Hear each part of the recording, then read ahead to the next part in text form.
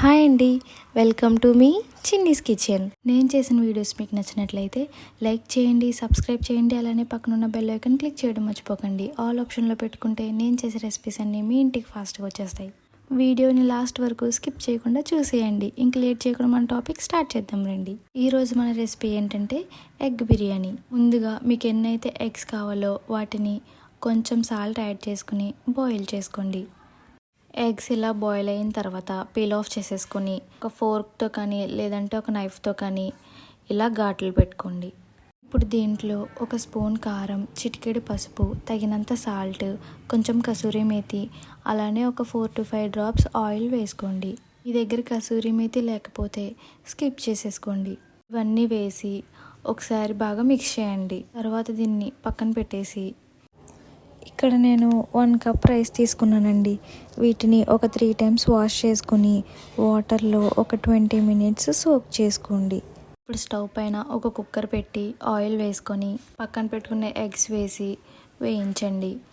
వీటిని మరీ బాగా వేయించకుండా కొంచెం ఒక 50% వరకు వేయించి బౌల్లోకి తీసుకుని పక్కన పెట్టేసుకోండి. తర్వాత అదే కుక్కర్లో ఒకవేళ ఆయిల్ తక్కువ ఉంటే కొంచెం ఆయిల్ వేసుకొని నెయ్యి కానీ లేదంటే డాల్డా కానీ వేసుకోండి. అది కరిగి ఆయిల్తో కలిసి రెండు హీట్ అయిన తర్వాత బిర్యానీకి కావాల్సిన మసాలాలు వేసుకోండి. వీటిని ఒక 5 నిమిషాల పాటు వేయించండి. ఇవి వేగిన తర్వాత దీంట్లోకి ఒక 2 ఉల్లిపాయలు, 4-5 పచ్చిమిరపకాయలు కట్ చేసుకొని వేసుకోండి. వీటిని కూడా బాగా వేయించండి. తర్వాత దీంట్లోకి ఒక స్పూన్ అల్లం వెల్లుల్లి పేస్ట్ వేసి పచ్చివాసన పోయేంత వరకు కూడా వేయించండి.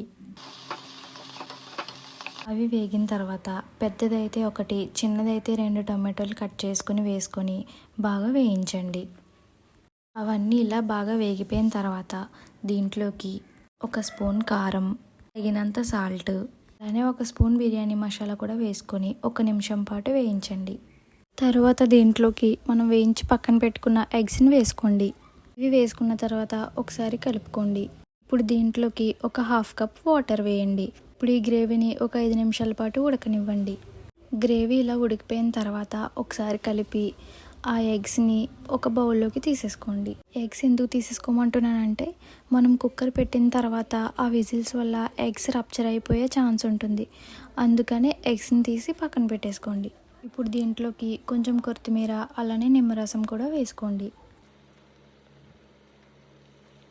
ఇవి వేసుకున్న తర్వాత మనం నానబెట్టుకున్న రైస్ని కూడా వేసుకోండి. రైస్ మనం 1 కప్ తీసుకున్నాం కాబట్టి వాటర్ 1.5 కప్ యాడ్ చేసుకోండి.